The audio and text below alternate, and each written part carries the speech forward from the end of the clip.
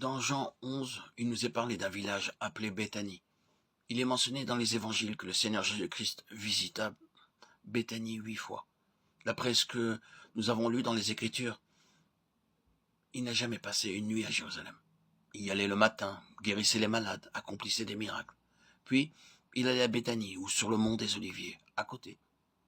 Le mont des Oliviers et Béthanie sont côte à côte. Et ou bien il allait au mont des Oliviers pour prier, ou bien il allait à Béthanie. Marc 11, 1, 11, 19.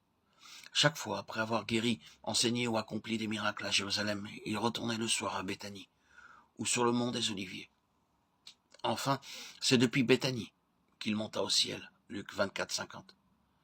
Tout ceci nous montre que le Seigneur Jésus avait des leçons particulières à enseigner à ses disciples à Béthanie.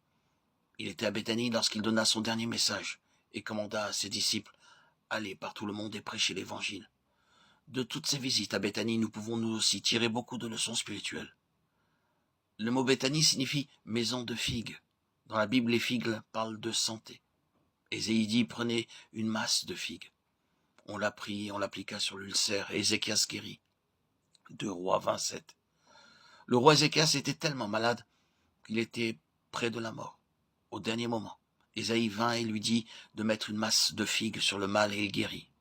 Dans 1 Samuel 30, 12, nous lisons aussi qu'un Égyptien était presque mort de faim, sans nourriture depuis 3 jours. Et ils lui donnèrent un morceau d'une masse de figues sèches et 2 masses de raisins secs. Après qu'il eut mangé, les forces lui revinrent, car il n'avait point pris de nourriture et point bu d'eau depuis 3 jours et 3 nuits. Son maître, l'Amalécite, l'avait laissé sur place, parce qu'il était malade. Mais les hommes de David l'alimentèrent avec du pain, de l'eau et des figues, et il se rétablit. Les figues font partie du régime normal des Juifs. Dans 1 Samuel 25, 18, nous lisons qu'Abigaïl, pour plaire à David, lui apporta beaucoup de bonnes choses à manger.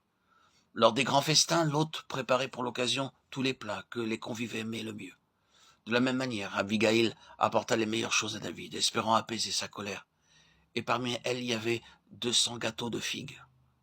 Dans une autre occasion, dans 1 Chronique 12, 38 à 40, les guerriers vinrent pour faire David roi, et il y avait de grandes réjouissances dans le royaume entier. Ils festoyèrent, et les meilleures choses furent à disposition, pour manger et boire. Quelques-uns apportèrent une grande quantité de bonnes choses, sur des ânes, des chameaux, des mules et des bœufs. Il y avait de la viande, de la farine, des gâteaux de figues, des grappes de raisin, du vin, de l'huile, des bœufs et des moutons en abondance. Parmi ces bonnes choses, il y avait des gâteaux de figues. Ceci montre l'importance des figues pour les Juifs, pour festoyer aussi pour la santé.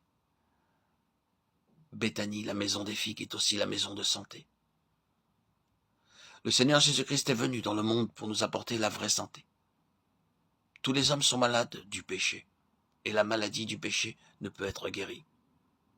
Les autres maladies peuvent être guéries par divers traitements, mais la maladie du péché ne peut être guérie par de tels moyens. C'est pourquoi le Seigneur Jésus-Christ est venu dans le monde pour guérir les hommes et les femmes de la maladie du péché.